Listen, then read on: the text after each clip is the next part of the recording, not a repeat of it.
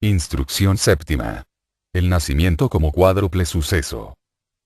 Cuando dejamos al ego en su peregrinaje a través de los mundos invisibles, habíamos llegado al punto en el que entraba en el tercer cielo después de haber abandonado el cuerpo denso al morir, el cuerpo vital poco más tarde, el cuerpo de deseos al dejar el purgatorio y el primer cielo, y finalmente la mente al abandonar el segundo cielo, entrando entonces en el tercer cielo absolutamente libre de todo obstáculo.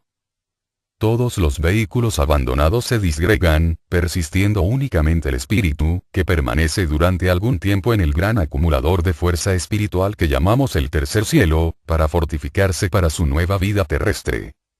Sir Edwin Arnold expresa esta idea hermosísimamente en su son celestial, donde dice: el espíritu nunca ha nacido, ni cesará de ser jamás. En tiempo alguno ha dejado de ser, principio y fin no son más que ensoñaciones. El espíritu ha permanecido siempre libre de todo nacimiento o muerte. Esta en nada lo afecta. Así como uno se quita un vestido viejo, y tome otro nuevo diciendo: hoy usaré este. Así también deja el espíritu su ropaje de carne, y va en busca de otro nuevo. La ley de consecuencia determina nuestra existencia después de la muerte de acuerdo con la vida que hayamos vivido aquí. Si en la vida terrestre éramos muy dados a los deseos y pasiones inferiores, nuestra existencia en el purgatorio será la parte más vívida de nuestro estado post-mortem, siendo nuestra existencia en los cielos casi insípida. Pero si en cambio vivimos en las emociones superiores, nuestra vida en el primer cielo será la más rica de nuestros diferentes estados. Si nos gustaba planear mejoras y nuestra mente era muy constructiva en la vida terrestre, entonces sacaremos grandes beneficios de nuestra permanencia en el segundo cielo, donde el pensamiento concreto es la base de las cosas concretas de la tierra, pero con objeto de tener una existencia consciente en el tercer cielo es necesario que hayamos dedicado algún tiempo al pensamiento abstracto que no tiene relación alguna con el tiempo ni con el espacio. La mayoría de nosotros es incapaz de pensar abstractamente y por lo tanto no tendremos percepción interna en el tercer cielo. Si pensamos en el amor lo asociamos con alguna persona. Nos desagradan las matemáticas porque son secas, áridas y abstractas. La afirmación de que 2 y 2 son 4 no producen la menor emoción, pero es un hecho inestimable, porque cuando nos elevamos sobre el sentimiento dejamos las trabas detrás y la verdad se nos hace aparente enseguida. Nadie diría que 2 por 2 son 5, ni nadie discutiría sobre la proposición de que el cuadrado de la hipotenusa es igual a la suma de los cuadrados de los catetos. Esta es la razón del por qué Pitágoras y otros instructores ocultistas exigían que sus discípulos tuvieran conocimiento de las matemáticas antes de darles sus instrucciones. Una mente empleada en las matemáticas está ejercitada en el pensamiento lógico y consecuente, y es por lo tanto capaz de entresacar la verdad del error. Únicamente a tal mentalidad se le pueden dar con seguridad prácticas ocultistas. La gran mayoría no ha pasado aún el estado en el que se desarrollan a lo largo de líneas prácticas, y para ellos el tercer cielo es simplemente una sala de espera, donde permanecen inconscientes, como en el sueño, hasta que llega la hora de renacer. El hombre, por ejemplo, que ha vivido una vida grosera dedicada a la gratificación de sus sentidos, que ha sido malignamente destructivo, tendrá un estado dolorosísimo en el purgatorio, porque ha sido muy malo. Y pasará rápida e inconscientemente por el primer cielo, puesto que no ha hecho bien alguno. Su destructividad hará su vida en el segundo cielo casi inconsciente y no puede tener absolutamente la menor permanencia en el tercer cielo, donde los egos avanzados desarrollan ideas originales que más tarde se manifiestan como genios en la vida terrestre. De ahí que un ego tan atrasado permanecerá dormido hasta el momento en que el nuevo nacimiento lo despierte para asistir otro día al colegio de la vida, donde podrá aprovecharse otra oportunidad de mejoramiento. Muy a menudo se oye decir a las personas que oyen por vez primera hablar de esta doctrina: oh, pero si yo no quiero volver. Este es el grito del cuerpo abrumado y fatigado, la consecuencia de una vida difícil. Pero tan pronto como las experiencias de esa vida han sido asimiladas en el cielo, la ley de consecuencia y el deseo de más conocimientos atraen al ego hacia la tierra, como un imán atrae a una aguja, y entonces aquel comienza a contemplar su reencarnación. Ahora también la ley de consecuencia es el factor determinante y el nuevo nacimiento está acondicionado según nuestras vidas pasadas. Habiendo vivido muchas veces es evidente, por supuesto, que nos hemos encontrado con muchas y diversas personas y que hemos establecido varias relaciones con ellas, afectándolas bien o mal, habiendo sido nosotros también afectados por ellas y con muchas tenemos aún deudas pendientes que no han sido pagadas por una causa u otra. La invariabilidad de la ley requiere que esas causas encuentren su consumación en algún tiempo, así que los ángeles del destino, que son las grandes inteligencias que tienen a su cargo el ajuste de cuentas, estudian el pasado de cada hombre, cuando está pronto para renacer y encuentran qué amigos o enemigos están viviendo en ese entonces y dónde están. Como que hemos hecho un número enorme de relaciones en nuestro pasado, generalmente encuentran diversos grupos de tales personas que están viviendo en la Tierra y si no existen razones especiales que obliguen a elegir a uno de ellos, los ángeles del destino permiten al ego la elección de las oportunidades que se ofrecen. Seleccionan en cada caso la cantidad de causación madura que el ego puede trabajar y le muestran en una serie de cuadros lo que le sucederá, en cada una de las vidas propuestas, para que entonces el ego pueda elegir. Esos panoramas se desarrollan desde el nacimiento hasta la tumba, y solo dan la vida en líneas generales, dejando margen al ego para que llene los detalles según su libre voluntad. Vemos, pues, que el ego tiene cierta libertad en cuanto al lugar de su renacimiento y puede decirse por consiguiente que en la mayoría de los casos estamos donde estamos porque así lo hemos elegido. No importe que no lo sepamos cerebralmente. El ego al nacer es todavía débil y no puede atravesar libremente el velo de la carne. Está aún demasiado dependiente de su personalidad inferior para ayudarla a crecer y cuanto más nos determinemos en nuestra mente cerebral a vivir para el yo superior tanto más nos aproximaremos al día en el que brillará la luz del ego y lo conoceremos todo. Cuando el ego ha hecho su elección se encuentra limitado por ella y obligado a pagar las deudas contraídas en las vidas anteriores, deudas que están ya maduras para liquidarse. Eso es pues lo que forma el destino, o sean las condiciones fáciles o difíciles de la vida, lo que ya no puede cambiarse absolutamente. Cualquier tentativa para hacerlo quedaría frustrada, pero no se caiga jamás en la ilusión de creer que el propio destino lo impulsó a uno a hacer las cosas mal en algún tiempo. La ley trabaja únicamente para el bien, y como hemos visto, el mal hecho en cualquier vida es lo primero que se purga después de la muerte, únicamente subsiste la tendencia a seguir haciendo ese mal particular, subsistiendo también el sentimiento de aversión generado por el sufrimiento experimentado en el proceso de purificación.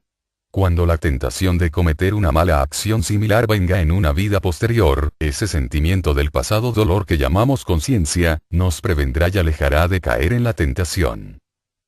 Si caemos, a pesar de esa voz que nos previene el sufrimiento que experimentaremos en el purgatorio vigorizará al sentimiento que ya teníamos hasta que nuestra conciencia desarrolle la estabilidad necesaria para asistir a ese mal particular, y desde ese momento toda tentación cesará. Vemos pues que ningún hombre está destinado siempre a cometer errores y que por lo menos cada mala acción es un acto voluntario cometido a pesar de la resistencia de la conciencia ya desarrollada respecto a ese error en particular. Habiéndose pues decidido la cuestión respecto al renacimiento, el ego desciende primeramente a la región del pensamiento concreto, y empieza a atraer hacia sí los materiales necesarios para la nueva mente. Como dijimos anteriormente, el hombre se retira de sus diversos cuerpos en el transcurso de su carrera post-mortem, y esos cuerpos se disgregan, pero de cada uno de ellos se salva un átomo, incluso de la mente, y estos llamados átomos simiente forman el núcleo de las nuevas vestiduras con las que aparecerá el espíritu en la próxima vida. Cuando el ego desciende a la región del pensamiento concreto, las fuerzas latentes en el átomo simiente de la mente de sus vidas anteriores se pone en actividad y comienza a traer materiales para una mente nueva, así como el imán atrae las limaduras de hierro por sus polos. Si pasamos un imán sobre una vasija llena de limaduras de latón, hierro, oro, estaño, plata, etc., veremos que solo atrae las limaduras de hierro y eso únicamente en determinada cantidad de acuerdo con su poder. Su poder atractivo está limitado a cierta cantidad de una clase determinada. Y así sucede con el átomo simiente, solo puede atraer de cada región los materiales por los que tenga afinidad y únicamente en cantidad definida. Este material toma entonces la forma de una gran campana, abierta por la parte inferior y con el átomo simiente en el tope. Puede compararse a una campana de buzo hundiéndose. Los materiales sacados de cada dominio y agrupados en la campana aumentan su peso de manera que la hacen hundirse más y más hasta que se llega al fondo. De esta suerte el ego se sumerge en la región del pensamiento concreto y en el pasaje el átomo simiente va juntando los materiales para la nueva mente. El descenso continúa. El ego, encerrado en su vestido en forma de campana, se sumerge en el mundo del deseo. Entonces se despiertan las fuerzas del átomo simiente de su anterior cuerpo de deseos y se coloca en la parte interior de la campana cerca del tope. Desde allí atrae hacia sí los materiales en la cantidad y calidad requerida para la vuelta del ego con un nuevo cuerpo de deseos apropiado a sus necesidades particulares, así que cuando alcanza la región más densa del mundo del deseo la campana tiene dos capas, la de materia mental al exterior y la de materia de deseos al interior. Al seguir el descenso el espíritu entra en la región etérica, donde se juntan los materiales para el nuevo cuerpo vital y con una parte de ese material los agentes de los ángeles del destino hacen un molde o patrón, que se coloca en la matriz de la madre, para que de forma apropiada al cuerpo denso, en tanto que el átomo simiente se coloca en el semen del padre. Sin la presencia de ambos factores ninguna unión sexual daría resultados, y cuando un matrimonio es estéril, aunque ambos cónyuges gocen de plena salud y deseen tener hijos, eso significa simplemente que ningún ego se siente atraído por ellos. Tan pronto como se ha colocado el cuerpo vital del ego, envuelto en su cubierta acampanada, flota constantemente cerca de su futura madre. Esta hace únicamente el trabajo sobre el nuevo cuerpo de deseos en los primeros 18 o 21 días después de la fertilización, y entonces el ego entra en el cuerpo de la madre y la campana cubre entonces al feto, cerrándose la abertura de la parte inferior. El ego se encuentra, pues, una vez más encarcelado en su casa prisión del cuerpo denso. El momento de entrar en la matriz es uno de los de mayor importancia en la vida, porque cuando el ego se pone en contacto, por vez primera con el mencionado modelo del cuerpo vital ve nuevamente el panorama de su vida venidera, que ha sido impreso en ese modelo por los ángeles del destino con objeto de darle las tendencias requeridas para liquidar la causación madura en la vida que va a empezar. Pero entonces el ego está ya tan cegado por el velo de la materia que no puede reconocer más el buen fin que se persigue con tanta claridad como cuando hizo su elección en la región del pensamiento abstracto y, a veces, cuando se le revela una vida particularmente dura y difícil el ego, ante esa visión en el momento de entrar en la matriz de la madre, queda tan aterrorizado que trata de escaparse. Sin embargo, ya no puede cortar la conexión pero puede torcerla, así que en lugar de estar el cuerpo vital concéntrico con el cuerpo denso, puede quedar la cabeza vital sobre la del cuerpo denso. Entonces se produce un idiota congénito. Aún bajo las condiciones más favorables es una gran violencia para el ego el entrar en la matriz, y los padres deberían evitar el hacerle esto más desagradable de lo necesario. Nunca podemos tener suficiente cuidado. Las relaciones tirantes entre los padres en los periodos críticos de la gestación, especialmente al principio, puede algunas veces producir el caso mencionado en último lugar.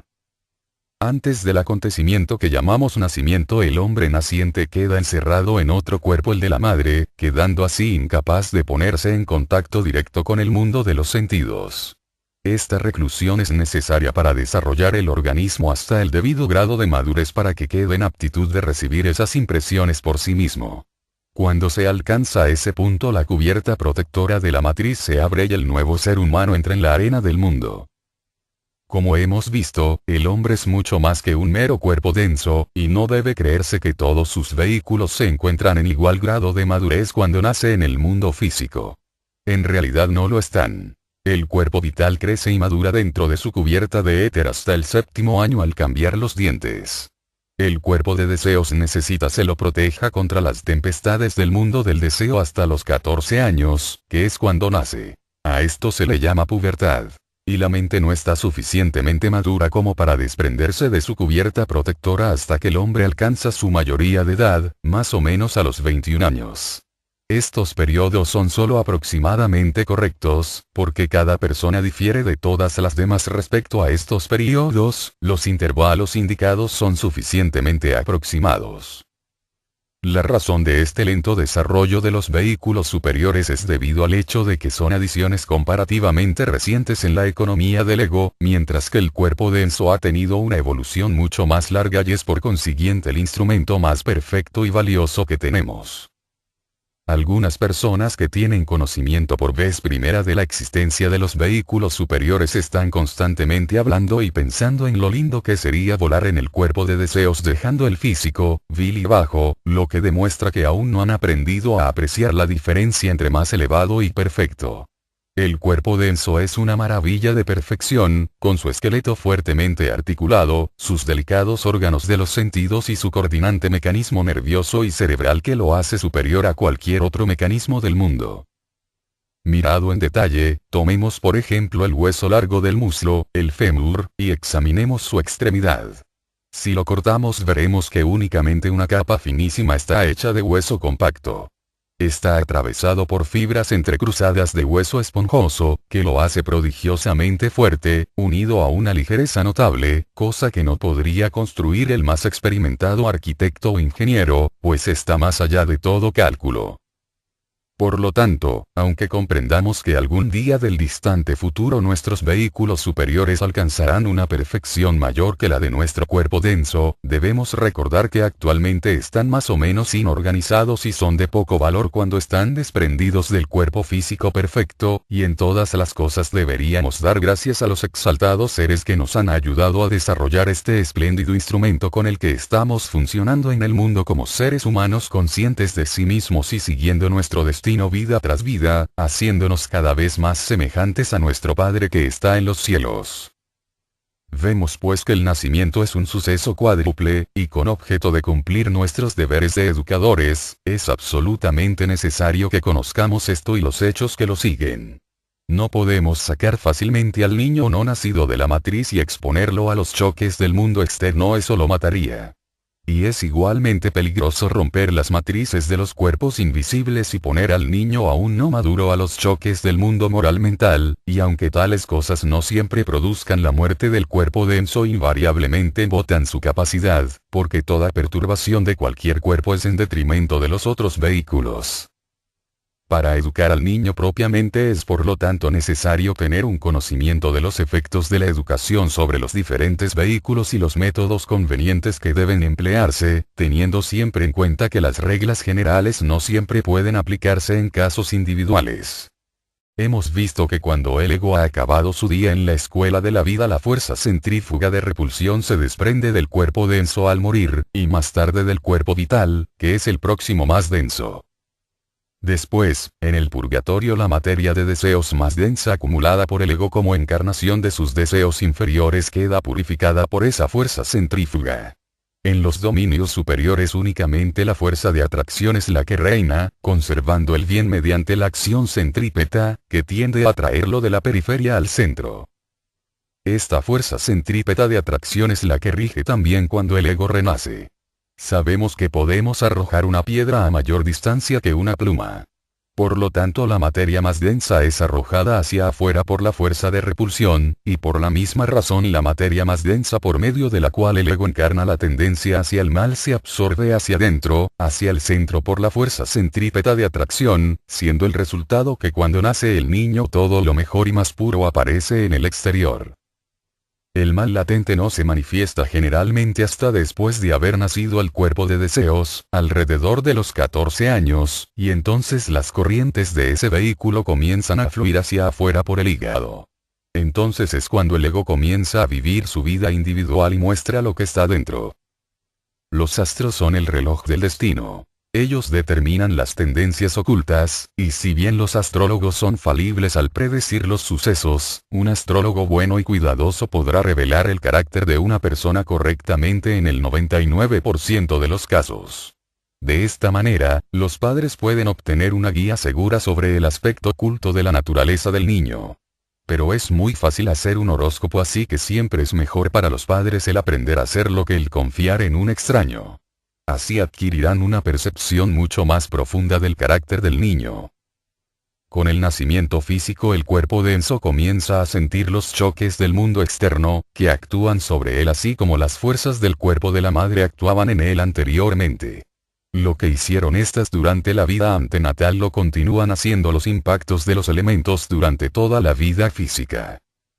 Desde los 7 años o desde el cambio de los dientes, empieza a obrar otra actividad, que es muy diferente de las actividades de las subsiguientes épocas de la vida. Los órganos de los sentidos toman ciertas formas definidas que les dan sus tendencias básicas estructurales y determinan su línea de desarrollo en una u otra dirección. Más tarde siguen creciendo, pero todo el crecimiento se efectúa siguiendo las líneas marcadas en esos primeros 7 años, y los errores o descuidos de oportunidades durante este periodo nunca pueden restringirse en el futuro de esa misma vida. Si las piernas y órganos han tomado la forma de vida, todo el crecimiento posterior será armonioso. Pero si las deformaciones tienen lugar, entonces, el pequeño cuerpo quedará más o menos mal conformado. Es un deber del educador el proporcionar el apropiado medio ambiente al niño en ese periodo, así como la naturaleza se lo proporciona antes de nacer, porque únicamente así puede dársele al sensible organismo la debida dirección y la tendencia hacia el crecimiento. Hay 2 palabras mágicas que indican la forma como el niño se pone en contacto con las influencias formativas de su ambiente. Ejemplo e imitación. No hay bajo los cielos ser alguno tan imitador como el niño, y en esa imitación encontramos la fuerza que puede dar tendencias y dirección al pequeño organismo.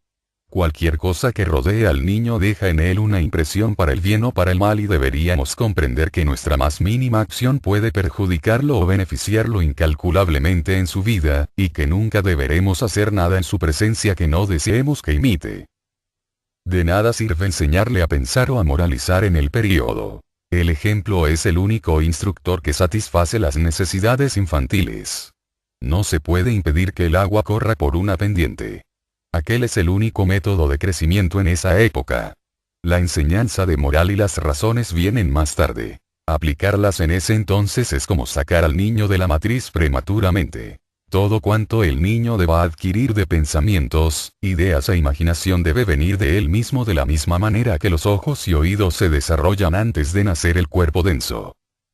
Al niño deben dársele juguetes sobre los cuales pueda ejercitar su facultad imitativa, algo con vida, o una muñeca articulada, de manera que se le pueda colocar en diferentes posiciones, permitiendo que el niño la vista por sí mismo. De esa manera ejercita su fuerza formativa convenientemente.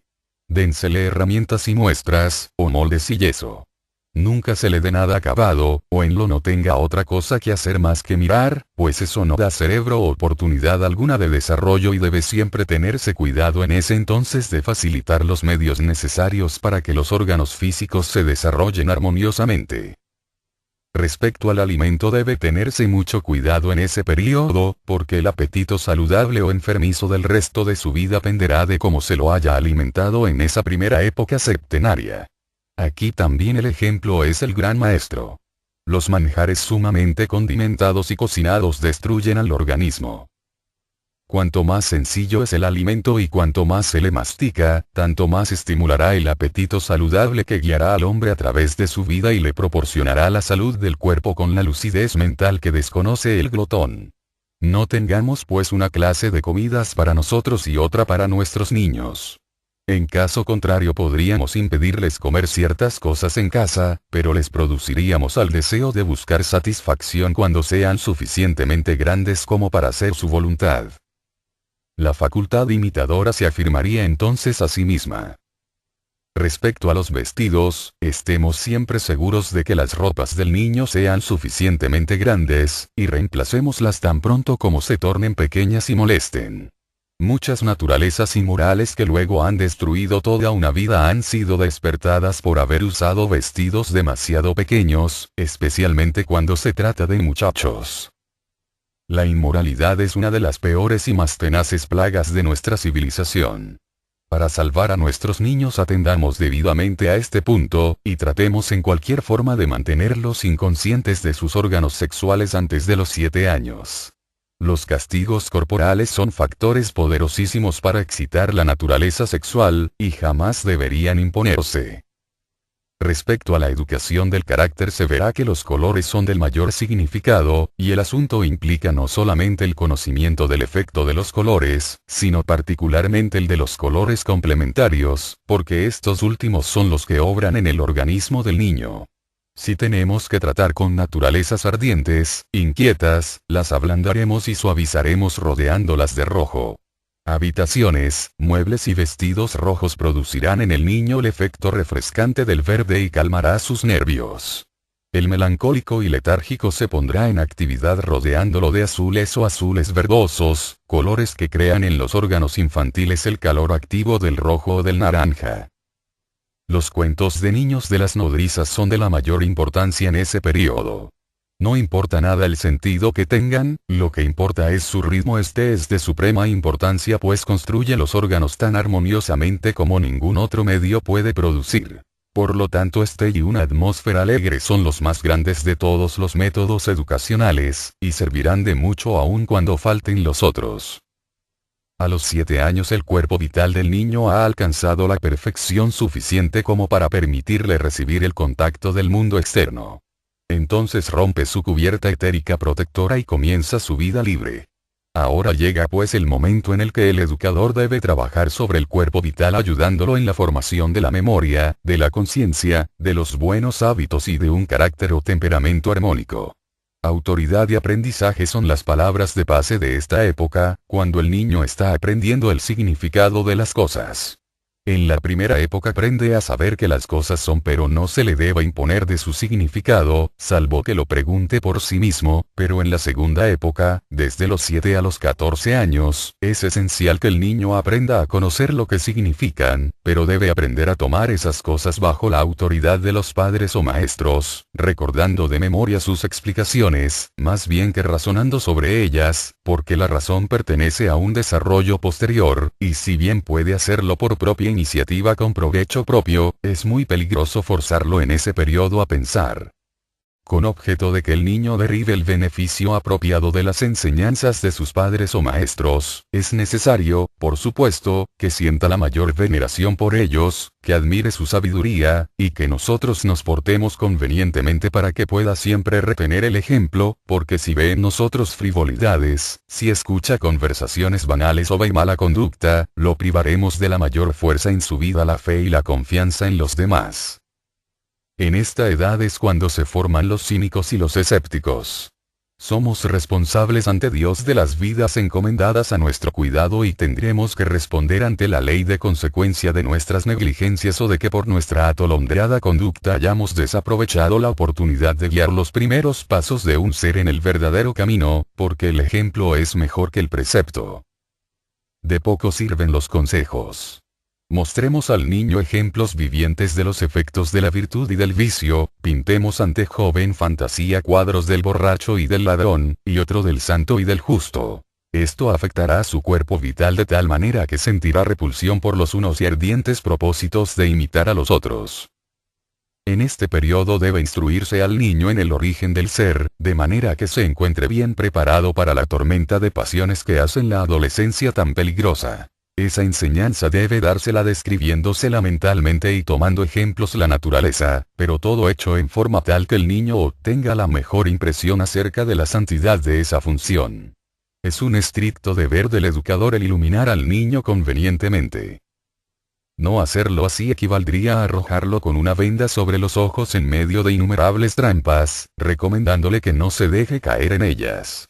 Sáquese la venda por lo menos. Y todavía estará bastante cohibido sin ella. Que el maestro tome una flor, que es el órgano generado de la planta. Y que le enseñe mediante ella, porque el que comprende el proceso de la generación en el vegetal lo comprenderá también en el animal y en el hombre. No se cometa el error de dar al niño muchos nombres para que los recuerde, como estambres, pistilos, corolas, etc., de las flores. Eso frustraría nuestro objeto, cansando al niño del estudio. Como si les contara un cuento, el instructor ingenioso puede relatarles la historia de una flor de la manera más interesante y entretenida, y puede poner como un halo de belleza y santidad en torno del acto generador, lo que flotará sobre el niño durante toda su vida protegiéndolo contra la tentación en la prueba cuando el fuego de las pasiones surge en torno de él. Sabemos que los estambres y el polen son machos, que el pistilo y el óvulo son hembras, así como que hay flores de un solo género mientras que otras tienen estambres y pistilos a la vez. Sabemos también que las abejas tienen unas como canastitas para polen en sus patas y llevan ese polen a los pistilos de otras flores. Allí aquel obra sobre el óvulo que entonces se fertiliza y es capaz de convertirse en semillero de nuevas plantas y nuevas flores.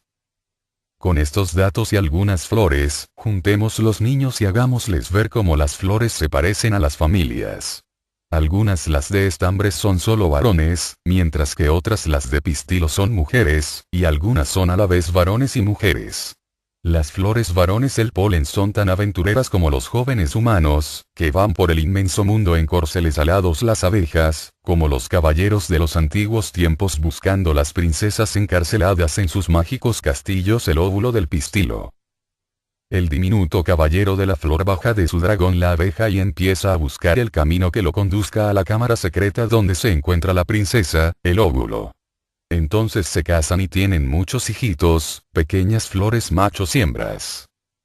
Esta narración puede variarse y ser embellecida por la fantasía del educador, pudiendo complementarla con historia de aves y animales. Esto despertará en el niño la comprensión de la génesis de su propio cuerpo, lo que lo impondrá de la dulce historia de papá y mamá relacionándola con el lindo relato de las flores, y así se evitará hasta el más mínimo pensamiento de odio relacionado con el nacimiento en la mente del niño. El cuerpo de deseos nace a los 14 años, en la pubertad. Entonces los sentimientos y pasiones empiezan a ejercer su poder sobre el adolescente, porque la matriz que protegía al cuerpo de deseos se ha roto.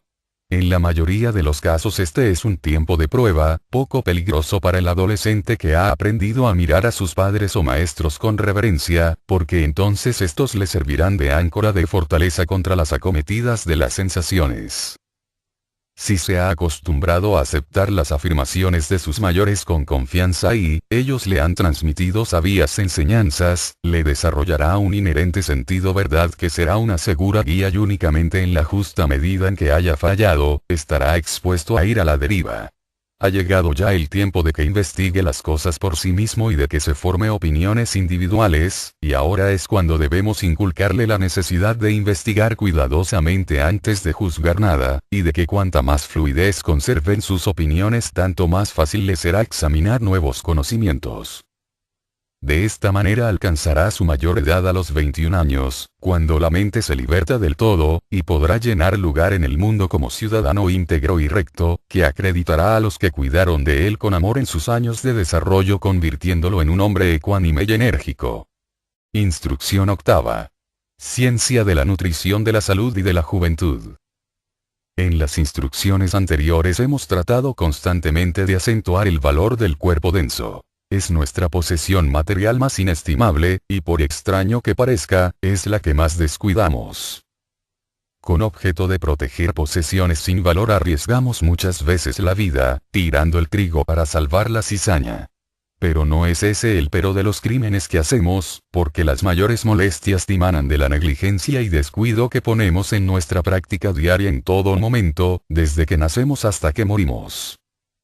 Cuando se trata de nuestro ganado tenemos sumo cuidado en cuanto al cruce de sangre, buscamos y elegimos a animales que se encuentren en perfecta salud para aparearlos, pues es de sentido común que aquellos son los que producirán mejores crías. Investigamos cuidadosamente la genealogía de un perro o de un caballo antes de quedarnos con él, pero nuestros mismos hijos no nos merecen el más mínimo pensamiento. Nos casamos por conveniencias sociales, financieras, etc. y no para asegurarnos un cónyuge mental, moral y físicamente preparado para ser genitor de una generación más avanzada, y lo que es peor que todo, generalmente se considera al matrimonio como una licencia para dar ilimitada satisfacción a la pasión sexual, que en muchísimos casos se sigue efectuando ininterrumpidamente durante todo el periodo de la gestación. ¿Por qué maravillarse entonces de que la pasión domine al niño desde la infancia? El matrimonio y la propagación son deberes sociales que tiene cada persona de buena salud y que cuente con medios suficientes. Pero el exceso es un crimen, un cáncer que roe la vida de la sociedad como el buitre a Prometeo, y nunca podrá condenarse demasiado enérgicamente. De este modo nos han traído nuestros padres al mundo con ese estigma que limita nuestra vida, y nosotros estamos echando el mismo estigma sobre nuestros hijos en la misma forma, debido a que no nos refrenamos y restringimos, a pesar de que ellos nos produce dolor y enfermedades. Si nos tomáramos siquiera la mitad del cuidado en elegir los padres y madres de nuestros hijos que el que empleamos cuando se trata de los animales, se produciría enseguida un gran mejoramiento en la raza, particularmente si no se molestara a la madre durante el periodo de gestación. Pero parece que no es bastante que echemos al mundo a nuestros hijos en esa forma. Desde la primera infancia les inculcarnos ignorantemente hábitos deletéreos para la salud y bienestar, especialmente dándoles malos alimentos. Enseñándoles a vivir para comer, en vez de enseñarles a comer para vivir. Enseñándoles a mirar más las cosas que placen al ojo que a las que son de utilidad, inculcándoles gusto por los manjares muy sazonados, que solo sirven para despertar la naturaleza pasional en grado superlativo. Supongamos un constructor que tratara de edificar una casa empleando vigas viejas, ladrillos usados y desechos de toda suerte, para vivir en ella. Nos sorprenderíamos después al ver que la casa se venía abajo y lo aplastaba. Al contrario, nos sorprenderíamos más bien de que no sucediera así, y cuando ocurriera la catástrofe diríamos que él mismo se había buscado la muerte. Así sucede con nosotros cuando empleamos análogos métodos y reconstruimos nuestros cuerpos empleando cualquier clase de materiales, sin considerar si son adecuados o no. No nos podemos quejar más que de nosotros mismos al ver sus malos resultados. La enfermedad, la decrepitud y la decadencia son efectos de causas que en su mayor parte pudieron haberse evitado dedicándoles una ínfima parte de la meditación que prestamos a las mil y una cositas de menor importancia. Trataremos de bosquejar las causas subyacentes que producen esos desastrosos efectos. No hay ninguna fe de una vez para siempre en ningún dominio del conocimiento.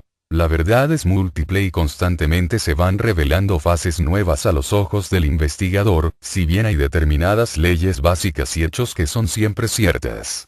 Vamos pues a tratar de esos hechos, porque se aplican a todos sin excepción, y se verá que son conducentes a salud en todos, aunque la salud sea un asunto estrictamente individual, independiente del aspecto, siendo la única condición que el ego se sienta cómodo, en el cuerpo. Si el ego se siente enfermo, el cuerpo lo está, sin que importe nada el aspecto estar con salud. Cuando la vida antenatal de un ser humano comienza como embrión es un pequeño glóbulo compuesto de albúmina, clara de huevo. Entonces se produce un cambio, aparecen varias partículas de sustancia más sólida dentro de él, que crecen a lo largo, y finalmente se tocan. En los puntos de contacto se forman junturas y gradualmente aparece el esqueleto. Al mismo tiempo la materia pulposa se organiza más y más, y ahí tenemos el feto, un niño en la matriz. El crecimiento continúa, y el nacimiento, revela al niño con un cuerpecito suave, si bien mucho más denso y sólido que el embrión. La infancia, la niñez y la adolescencia, van aumentando la consolidación y el máximo de solidez se alcanza en la vejez, que termina por la muerte. En cada una de esas épocas de la vida humana el cuerpo se va endureciendo más que lo que estaba anteriormente, la carne y los huesos, los tendones y los ligamentos, todas las partes, se ponen duras e inflexibles. Los fluidos se vuelven viscosos. Las junturas ya no están lubricadas por el fluido sinovial, por haberse espesado demasiado como para filtrarse, y entonces esas junturas crepitan. La sangre que en la infancia y en la juventud fluía libremente por las arterias, venas y vasos capilares pequeñísimos, que en los primeros años eran todos muy elásticos como tubos de caucho, fluye ahora lentamente y se estanca en las contraídas, esclerosadas e inflexibles arterias de la vejez.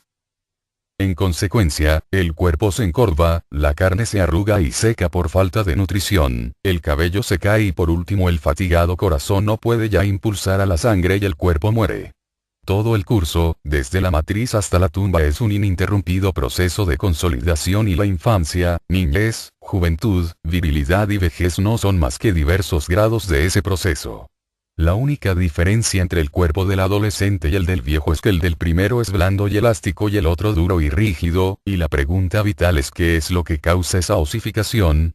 Puede ser controlada o por lo menos amortiguada como para prolongar los días de la juventud. A la última pregunta puede contestarse sin vacilar que es posible, sabiendo disminuir el proceso consolidificador y vivir nuestro tiempo designado aprovechándolo mejor que si viviéramos sin pensar, como lo hace la mayoría.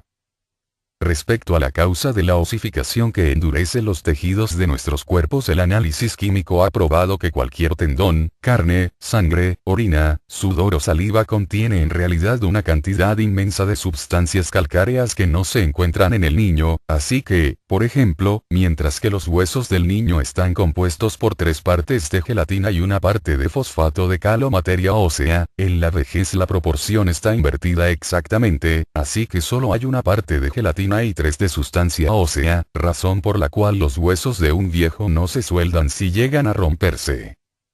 Los huesos del niño se sueldan fácilmente porque hay abundancia de materia cimentadora en sus huesos y muy poco fosfato de cal o materia ósea, sulfato de cal y carbonato de la misma, llamada generalmente cal común, factores principalísimos que intervienen en la rigidez de la vejez. Y surge la pregunta de qué fuente sacamos esa materia calcárea, terrosa. Indudablemente todos los sólidos del cuerpo los produce la sangre, que nutre todo el sistema, y todo lo que el cuerpo contiene debe haber estado primeramente en la sangre. La sangre se restaura con el kilo del qimo y en último término, mediante el alimento y la bebida. Estos que son los que nutren el cuerpo deben ser, pues, al mismo tiempo la fuente de las sustancias calcáreas que endurecen nuestros cuerpos produciendo la vejez y la decrepitud. El análisis químico afirma también lo mismo, porque se ha demostrado que la sangre arterial que viene fresca del corazón pura y roja, está más llena de sustancias calcáreas que la sangre venosa que contiene las impurezas del sistema. Esto prueba que la corriente vivificante que fluye por todas las partes del cuerpo renovando y reconstruyendo, es al mismo tiempo quien lleva la muerte, porque en cada ciclo deja depositar nueva cantidad de sustancia ósea, calcárea, que endurecerá los tejidos. Esto es como un Waterloo, en la que todas las teorías de vida inmortal encuentran su tumba, pues es necesario comer para vivir, y cada alimento es a la vez el dador de vida y muerte. Pero si bien no podemos dejar de ingerir esa sustancia en nuestro sistema, podemos, al menos, regular nuestro alimento de tal manera que tomemos de aquellas la menor cantidad posible, pues hay una gran diferencia en la cantidad que cada alimento contiene. El cacao en polvo es por ejemplo uno de los alimentos más nutritivos, pero contiene 3 o 4 veces más cenizas, que el peor de todos los alimentos. El chocolate por otro lado es aún más nutritivo que el cacao y no contiene sustancias calcáreas absolutamente. Todos sabemos que mientras podamos suministrar combustible y mantengamos el fuego libre de cenizas seguirá ardiendo y calentando. Y así sucede con el horno de nuestro cuerpo, un verdadero horno químico, el que mientras le demos el alimento conveniente y se eliminen las cenizas por medio de los riñones, del cutis y del recto, se mantendrá vigoroso y sano. Tomando alimentos tales que contengan la menor suma de sustancias terrosas alejaremos el día de la vejez y conservaremos más tiempo la elasticidad de la juventud. De nosotros es de quien depende.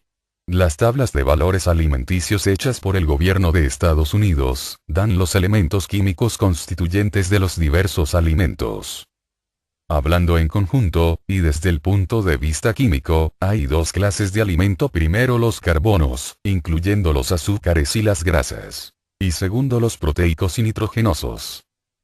Los alimentos carbónicos son el combustible de donde derivamos el calor y el poder muscular. Y provienen de los azúcares y almidones en los vegetales así como también de la manteca, crema, leche, aceite de oliva, nueces, frutas y yema de huevos. Estos alimentos contienen muy pocas sustancias terrosas. Muchos de ellos, particularmente los vegetales y las frutas frescas, están completamente libres de ellas. Los proteicos son los materiales que empleamos para reparar los desgastes del cuerpo producidos por su uso y trabajo. Pueden sacarse de la carne magra, de vegetales tales como las judías, frijoles o porotos, guisantes, etc., de las nueces, leche y clara de huevo.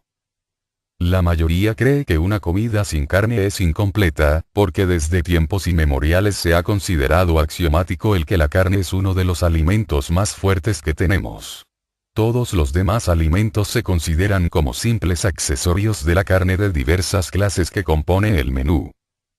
Nada más erróneo. La ciencia ha probado experimentalmente como cosa invariable que el alimento que se obtiene de los vegetales tiene un poder de sustentación mucho más fuerte, y la razón se comprenderá fácilmente si consideramos el asunto desde el punto de vista oculto.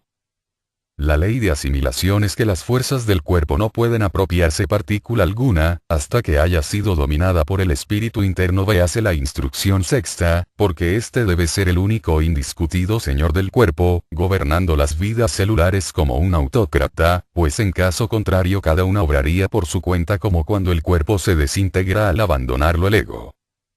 Es evidente que cuando más dormida está la conciencia de una célula, tanto más fácil será dominarla, y tanto más tiempo permanecerá bajo ese dominio. En la instrucción tercera vimos que los diferentes reinos tienen diversos vehículos y por consiguiente una conciencia también diferente. El mineral no tiene más que cuerpo denso y una conciencia parecida a la del trance más profundo. Sería por lo tanto facilísimo dominar el alimento sacado del reino mineral, pues permanecería en nosotros muchísimo tiempo, evitando la necesidad de comer con frecuencia.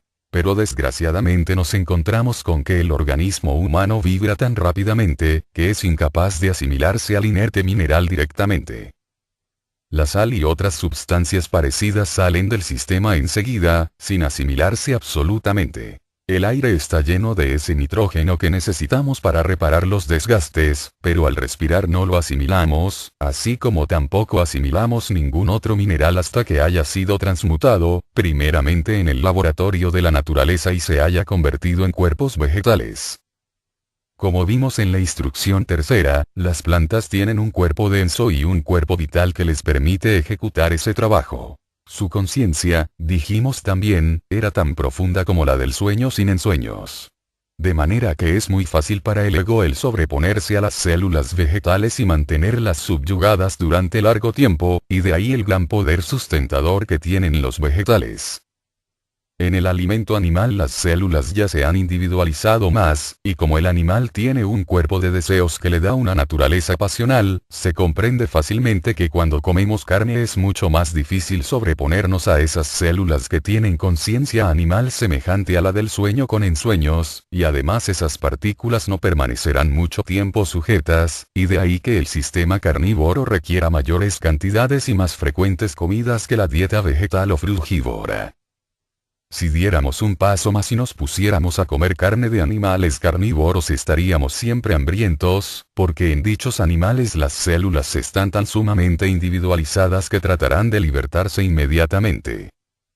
Que esto es así se ve bien claro en los lobos, en los buitres y en los caníbales, cuya hambre es proverbial, y como el hígado humano es demasiado pequeño para cuidar hasta de la dieta ordinaria de carne, es evidente que si el caníbal viviera solamente de carne humana en vez de emplearla como un pisco labis ocasional, sucumbiría muy pronto, pues hasta un exceso de hidratos de carbono, azúcares, almidones o grasas, perjudican muy poco, si es que perjudican en algo, al sistema, siendo expelidos por los pulmones como ácido carbónico o saliendo disueltos en el agua por medio de los riñones y de la piel. El exceso de carne también se quema, pero deja el ponzoñoso ácido úrico y se va reconociendo paulatinamente que cuanta menos carne comemos tanto mejor nos encontramos físicamente. Mirando al carnívoro desde el punto de vista ético se ve desde luego que el matar animales está en contra de las concepciones superiores de la ética.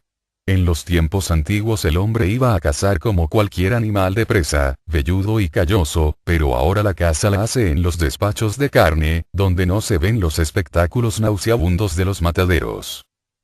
Si fuera a ese lugar sangriento donde todos los horrores descritos en la obra de Upton Sinclair, se efectúan cada día para satisfacer esa costumbre antinatural y bárbara, que causa más enfermedades y sufrimientos que el peor licor. Si tuvieran que tomar el cuchillo ensangrentado y hundirlo en las carnes de su víctima, ¿se comería mucha carne?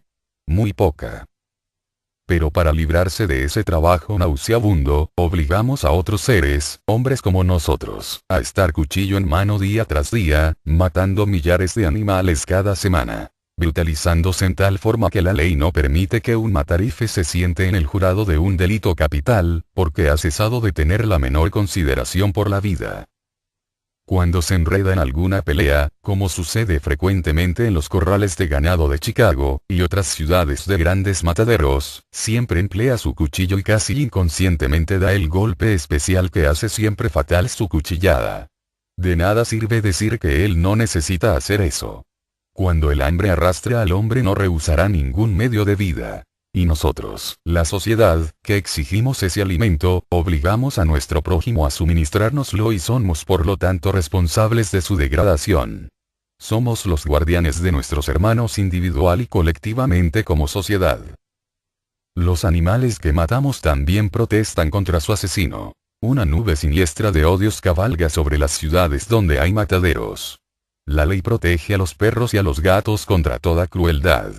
Todos nos complacemos al ver a las pequeñas ardillas en los parques de las ciudades viniendo a tomar el alimento de nuestras mismas manos, pero tan pronto como la carne o piel de un animal representan dinero, el hombre cesa de respetar su derecho a vivir y se convierte en el criminal más peligroso, alimentando y engordando a su víctima para ganar, imponiéndole sufrimientos y crueldades para adquirir oro.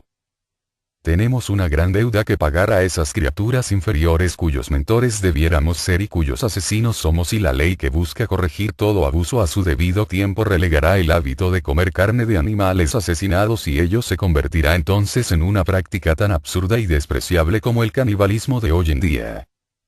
No estamos abogando para que todos se hagan vegetarianos. La larga práctica del carnivorismo y las peculiaridades de temperamento de muchas personas no les permitirían seguirlo sin comer un poco de carne todavía. Otros, como el autor, no encuentran la menos molestia en vivir sanos y gruesos con 2 platos de vegetales por día. Los huevos, pescados y otras formas inferiores son aún necesarios para algunos. Otros pueden vivir durante meses y hasta años con fruta solamente. La dieta, como la salud, solo puede determinarse individualmente, y no puede darse una regla general, pero al mismo tiempo puede decirse con toda seguridad que cuanta menos carne comamos tanto mejor será nuestra salud. Pero si queremos pasarnos sin ella absolutamente es necesario que estudiemos la tabla de valores alimenticios de manera que podamos sacar los proteicos necesarios de nuestros alimentos. Nadie puede sentarse a la mesa y sacar la nutrición apropiada si solo come los vegetales que se dan en ella como accesorios de la carne. Debe comer además frijoles, porotos o judías, guisantes, nueces y alimentos semejantes que son muy ricos en proteína y que reemplazan a maravilla la carne. Para los trabajadores del cerebro puede decirse que las zanahorias contienen 4 veces más ácido fosfórico que cualquier otro alimento. Las hojas de esta hortaliza pueden emplearse como ensalada y tienen 3 veces más ácido fosfórico que las zanahorias en sí misma. Más peligroso que cualquier otro alimento o agente de endurecimiento y esclerosación del sistema es el agua. No importa cuán pura y clara parezca, porque en ella hay una cantidad enorme de compuestos calcáreos, siendo quizás la magnesia el menos perjudicial de ellos, y ni la filtración ni el hervido sacan absolutamente esas sales del agua. La cantidad de mineral contenida en el agua puede determinarse fácilmente por el depósito que deja en las vasijas donde se hierve, y es un error creer que ese depósito proviene del agua que echarnos fuera para hacer el té o el café. Ese depósito sólido es lo que el agua que se ha evaporado como vapor ha dejado allí. Y el líquido que aún queda en la vasija contiene quizás más sales que antes de hervir. Lo único que nos permite vivir y sobrepasar la adolescencia es el enorme poder eliminador de los riñones, pues si no fuera por ellos seríamos viejos antes de llegar a la niñez, y si queremos preservar la salud y conservarnos jóvenes en la vejez debemos dejar de beber y de cocinar con ese fluido, empleando al interior nada más que agua destilada, que es la única que está libre de todo compuesto terroso.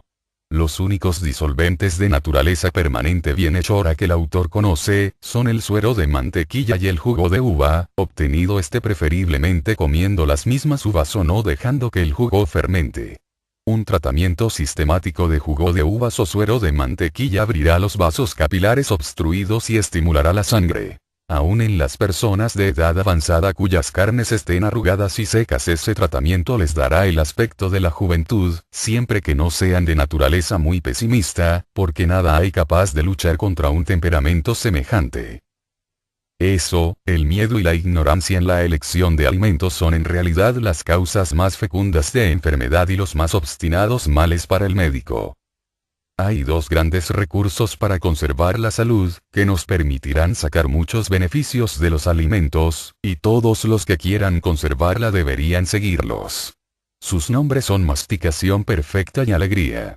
Ellos dos harán más por el bienestar del cuerpo que todas las drogas y doctores juntos, y como cualquier otro hábito pueden ser cultivados. El rápido almuerzo en el mostrador es una de las mayores faltas de nuestra nación.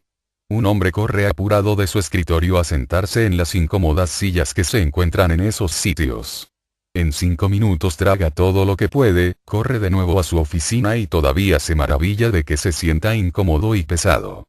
Quizás se ve entonces obligado a emplear alcoholes como estimulantes para despejarse.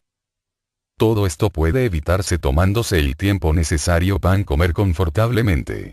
La cuestión no es lo que comemos, sino lo que asimilamos. Cuando ingerimos una gran cantidad de alimentos casi entera nos nutrimos mucho menos que si nos tomáramos el tiempo necesario para masticar y gozar de nuestra comida.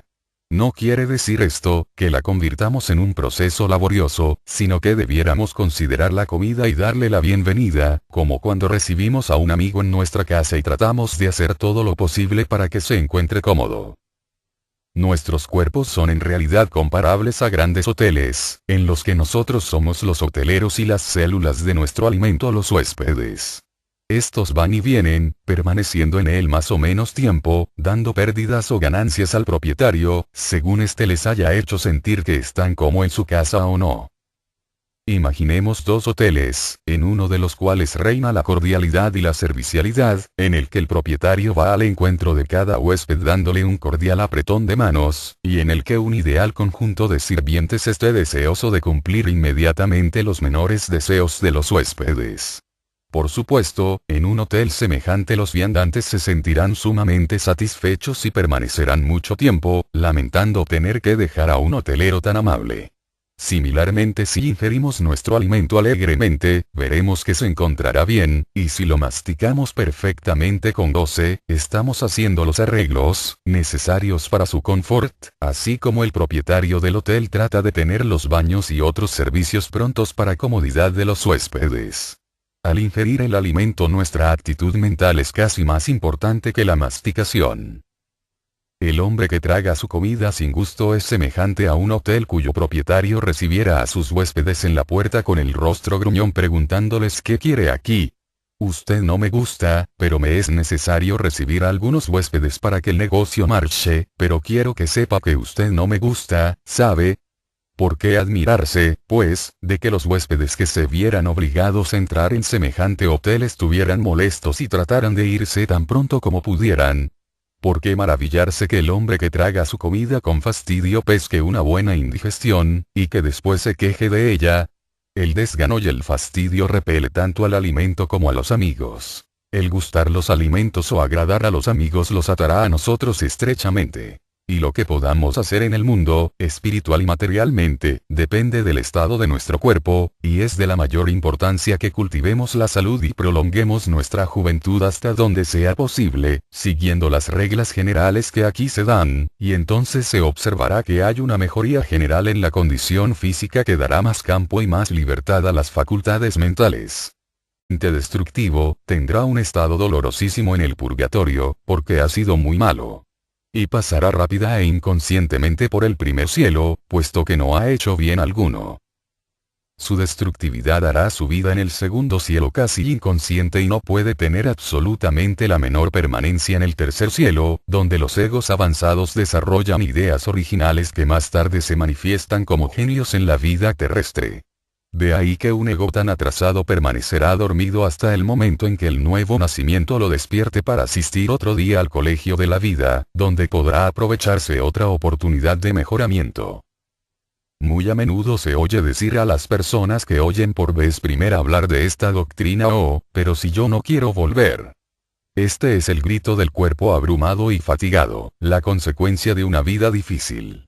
Pero tan pronto como las experiencias de esa vida han sido asimiladas en el cielo, la ley de consecuencia y el deseo de más conocimientos atraen al ego hacia la tierra, como un imán atrae a una aguja, y entonces aquel comienza a contemplar su reencarnación. Ahora también la ley de consecuencia es el factor determinante y el nuevo nacimiento está acondicionado según nuestras vidas pasadas. Habiendo vivido muchas veces es evidente, por supuesto, que nos hemos encontrado con muchas y diversas personas y que hemos establecido varias relaciones con ellas, afectándolas bien o mal, habiendo sido nosotros también afectados por ellas y con muchas tenemos aún deudas pendientes que no han sido pagadas por una causa u otra. La invariabilidad de la ley requiere que esas causas encuentren su consumación en algún tiempo, así que los ángeles del destino, que son las grandes inteligencias que tienen a su cargo el ajuste de cuentas, estudian el pasado de cada hombre, cuando es instrucción séptima. El nacimiento como cuádruple suceso. Cuando dejamos al ego en su peregrinaje a través de los mundos invisibles, habíamos llegado al punto en el que entraba en el tercer cielo después de haber abandonado el cuerpo denso al morir, el cuerpo vital poco más tarde, el cuerpo de deseos al dejar el purgatorio y el primer cielo, y finalmente la mente al abandonar el segundo cielo, entrando entonces en el tercer cielo absolutamente libre de todo obstáculo. Todos los vehículos abandonados se disgregan, persistiendo únicamente el espíritu, que permanece durante algún tiempo en el gran acumulador de fuerza espiritual que llamamos el tercer cielo, para fortificarse para su nueva vida terrestre. Sir Edwin Arnold expresa esta idea hermosísimamente en su son celestial, donde dice: el espíritu nunca ha nacido, ni cesará de ser jamás. En tiempo alguno ha dejado de ser, principio y fin no son más que ensoñaciones. El espíritu ha permanecido siempre libre de todo nacimiento o muerte. Esta en nada lo afecta. Así como uno se quita un vestido viejo, y tome otro nuevo diciendo: hoy usaré este. Así también deja el espíritu su ropaje de carne, y va en busca de otro nuevo. La ley de consecuencia determina nuestra existencia después de la muerte de acuerdo con la vida que hayamos vivido aquí. Si en la vida terrestre éramos muy dados a los deseos y pasiones inferiores, nuestra existencia en el purgatorio será la parte más vívida de nuestro estado post-mortem, siendo nuestra existencia en los cielos casi insípida. Pero si en cambio vivimos en las emociones superiores, nuestra vida en el primer cielo será la más rica de nuestros diferentes estados. Si nos gustaba planear mejor, así no está pronto para renacer y encuentran qué amigos o enemigos están viviendo en ese entonces y dónde están. Como que hemos hecho un número enorme de relaciones en nuestro pasado, generalmente encuentran diversos grupos de tales personas que están viviendo en la Tierra, y si no existen razones especiales que obliguen a elegir a uno de ellos, los ángeles del destino permiten al ego la elección de las oportunidades que se ofrecen. Seleccionan en cada caso la cantidad de causación madura que el ego puede trabajar y le muestran en una serie de cuadros lo que le sucederá, en cada una de las vidas propuestas, para que entonces el ego pueda elegir. Esos panoramas se desarrollan desde el nacimiento hasta la tumba, y solo dan la vida en líneas generales, dejando margen al ego para que llene los detalles según su libre voluntad.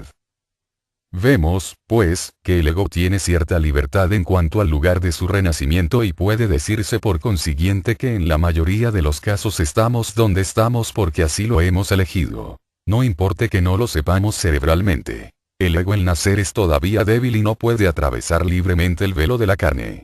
Está aún demasiado dependiente de su personalidad inferior para ayudarla a crecer, y cuanto más nos determinemos en nuestra mente cerebral a vivir para el yo superior, tanto más nos aproximaremos al día en el que brillará la luz del ego y lo conoceremos todo.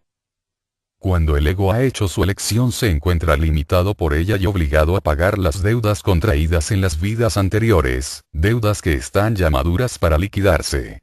Eso es pues lo que forma el destino, o sean las condiciones fáciles o difíciles de la vida, lo que ya no puede cambiarse absolutamente.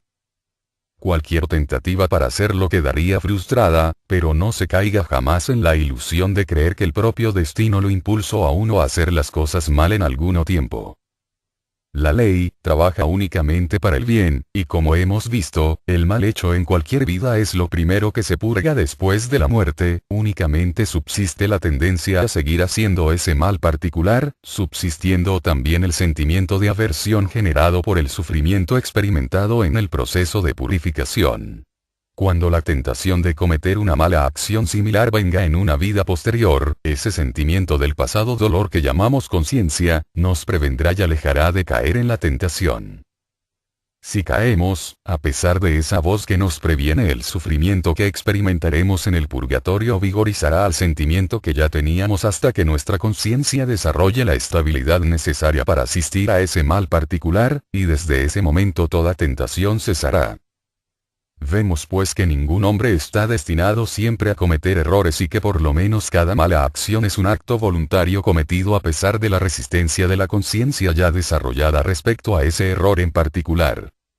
Habiéndose pues decidido la cuestión respecto al renacimiento, el ego desciende primeramente a la región del pensamiento concreto, y empieza a atraer hacia sí los materiales necesarios para la nueva mente.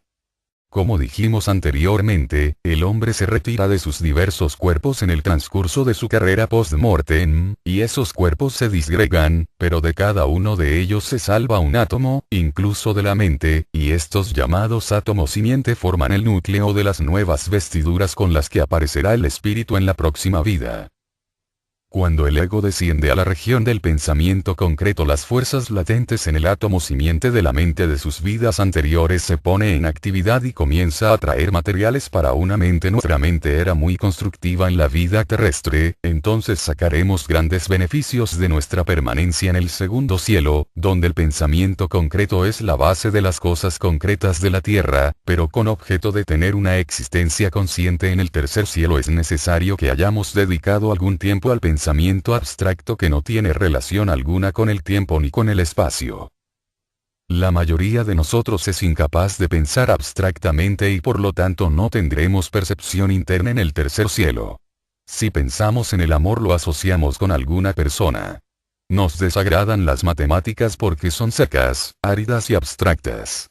La afirmación de que 2 y 2 son 4 no producen la menor emoción, pero es un hecho inestimable, porque cuando nos elevamos sobre el sentimiento dejamos las trabas detrás y la verdad se nos hace aparente enseguida. Nadie diría que 2 por 2 son 5, ni nadie discutiría sobre la proposición de que el cuadrado de la hipotenusa es igual a la suma de los cuadrados de los catetos. Esta es la razón del por qué Pitágoras y otros instructores ocultistas exigían que sus discípulos tuvieran conocimiento de las matemáticas antes de darles sus instrucciones. Una mente empleada en las matemáticas está ejercitada en el pensamiento lógico y consecuente, y es por lo tanto capaz de entresacar la verdad del error. Únicamente a tal mentalidad se le pueden dar con seguridad prácticas ocultistas. La gran mayoría no ha pasado aún el estado en el que se desarrollan a lo largo de líneas prácticas, y para ellos el tercer cielo es simplemente una sala de espera, donde permanecen inconscientes, como en el sueño, hasta que llega la hora de renacer. El hombre, por ejemplo, que ha vivido una vida grosera dedicada a la gratificación de sus sentidos, que ha sido malignamente